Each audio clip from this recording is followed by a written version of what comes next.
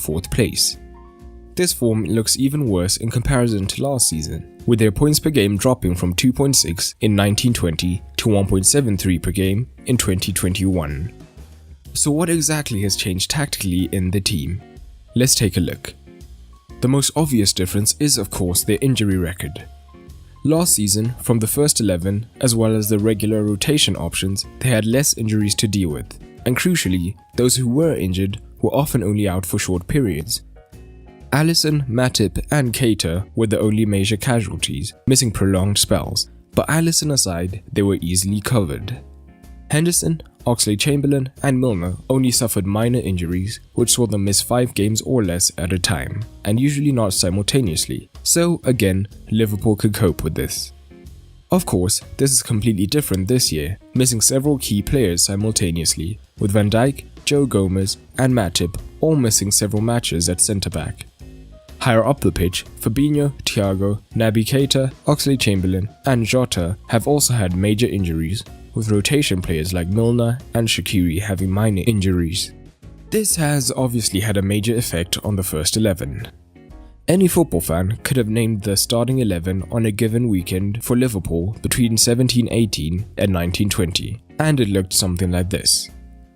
Now, with bouts of injuries, that has been harder to predict, but roughly speaking, in recent weeks it has looked something like this, with most positions being the same aside from the centre-backs and the central midfield. This means that in these 5 crucial positions, perhaps only Thiago is playing where he would play if the team was at full strength. So, what has the knock-on effect on their tactics been? Let's first assess how it has affected their defensive stance. 2019-20 was what we have come to expect from a Jurgen Klopp side in this phase of the game. They would primarily look to press extremely high as a team, trying to force the opposition into areas high up so they can quickly get on the front foot and release their speedy forwards into any potential space. In 2020-2021, we have seen their pressing intensity fall off slightly, although in comparison to most teams, they still press high. This is in following with the general trend in the league, as the condensed schedule means that teams are pressing less to save their legs. But for Liverpool, there have been other reasons behind this. In 1920, they had Henderson and Wijnaldum as the most advanced midfielders, both of whom are high energy and can run for the 90 minutes, harrying their opposing numbers and preventing the opposition progressing. And while Thiago and Jones have both shown themselves to be capable pressers, at times there is less intensity in the action throughout the 90 minutes, and at times they can also easily be dragged out of position. In addition, in 1920, Fabinho was often the screening midfielder, and as one of the elite defensive midfielders in world football, even when his partners left him somewhat isolated, he could easily cover the space alone through great positioning and anticipation. Recently, we initially saw Klopp use Thiago as the screen, which he has done before, but he struggled to plug the gaps left behind, and it reduced his attacking influence, so Klopp switched him and Wijnaldum. Wijnaldum is more mobile and capable of covering more distance, but still, his positional sense is not as sharp as that of Fabinho. So, the midfield can be more conservative at times in order to reduce these gaps. In fact, we more often see Firmino drop into the midfield in the defensive phase to help plug the gaps, making it harder for Mane and Salah to press higher up. We see this with their pressures in the midfield and attack in third coming down. The makeup of the centre-backs has also affected the press. An efficient press requires the team to move compactly, so a high press requires a high line. Both Gomez and Van Dijk are fairly quick and have good anticipation of when to drop off in order to not allow a forward in behind, meaning that they defend the space fairly well. Henderson and Fabinho are both fairly mobile, but naturally, there would be a concern about their positioning given it's not their natural positions, Henderson in particular, so a more cautious approach with less space in behind seemed more appropriate. But perhaps the biggest factor is that when Liverpool press high, it often forces the opposition into a long ball. Van Dijk and Gomez are both good in the air, winning close to 2.5 aerials per 90, so Klopp is confident in winning the first ball. Henderson in particular is not as good in the air, so he could be targeted in the transition, so by being more conservative when pressing, Liverpool increased their odds of winning the second ball. The stats show that overall, Henderson and Fabinho aren't quite as good in the air as the men they're replacing. The result of all of this is that Liverpool have gone from 148 pressures per game to 125.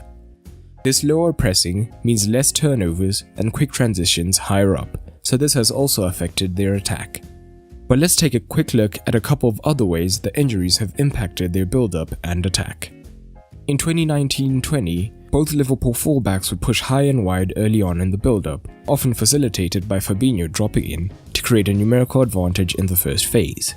But in recent matches, we have seen Trent start in deeper, often being the third centre-back to begin with. This is because when he has advanced high, he has been more vulnerable this season, with opponents easily taking advantage of the space he leaves behind, and Henderson and Fabinho are less effective covering the spaces than Van Dijk and Gomez, so keeping him deep helps to protect them in this phase. In 1920, with Trent high, joined by Henderson and Salah, Liverpool could more efficiently create a right side overload, and when the opposition shifted over, Trent can then look for the switch to Robertson in acres of space. And while Trent still looks for the switch at times from deeper, with a less effective right-hand side overload, the opposition are better positioned to deal with this. In fact, we've seen his attempted switches per game fall. We also see his involvement in deep areas increasing, with rising progressive passes and passes into the final third, where before he was the one in the final third waiting to receive. In addition, his attempted crosses per game have taken a downturn as a result. We also see a difference in the right central midfielder. Henderson, when Salah moved infield, would often look to make sprints into this region, causing the defense problems, as if the right back followed him, Trent could cross from deep. If the fullback followed instead, Salah would be free in the half space. If neither happened, Henderson could look to receive and get a cross into the box. Thiago is less dynamic and will instead look to receive the ball to feet, meaning that they have lost that particular dynamic. This is also evident when comparing their attempted crosses per game. Lastly, with most teams pressing less, it means Liverpool are facing more low blocks than ever before. This may also be a reason for Liverpool's increased possession, but more importantly, this possession is at a slower pace as they look to penetrate the deep block. It also means less space for Mane and Salah to run into, and this is usually a big part of their attack. And we still do see Liverpool try this at times, taking advantage of Henderson's long passing range. However, Fabinho is a little less ambitious with this, meaning the long balls coming from the centre-backs into the space have decreased. Overall, injuries have decimated Liverpool, and so far, Klopp has been unable to find an answer, and these are just a few of the ways their tactics have been affected. But with the German being one of the elite managers in world football, combined with players slowly returning from injury, it may only be a matter of time till Liverpool find a consistent run of form once again. But I want to know down in the comments, what do you make of Klopp's side this season? And where do you see them finishing in the league and Champions League? A quick shout out to my Patreons for helping to make this video possible. If you want to support, head on over to patreon.com/footballmadesimple and you'll get rewards like early access to videos and exclusive content. And a massive thanks to Benny and Loic for their support on Patreon. But that's all for today, and remember, keep it simple.